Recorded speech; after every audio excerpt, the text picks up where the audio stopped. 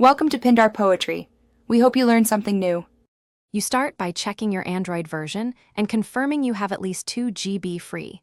This avoids install failures.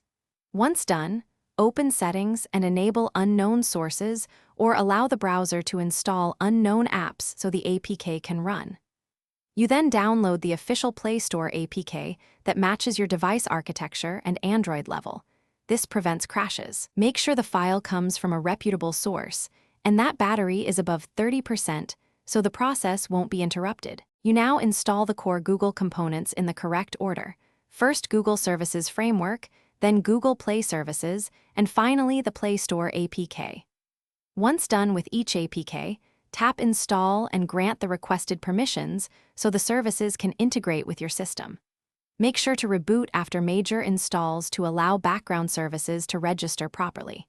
If versions mismatch, use the next compatible variant. This helps avoid dependency errors and keeps apps functioning. You finish by opening the Play Store and signing in with your Google account. This activates downloads and updates. Once done, check for updates to Play services and the store itself through the app settings. If the Play Store crashes or shows errors, clear cache and data, then reboot. That often resolves registration issues. If problems persist, boot to safe mode to isolate third-party conflicts, or install a different compatible APK variant. This troubleshooting step usually restores normal operation. Thanks for watching. Consider subscribing if we helped you.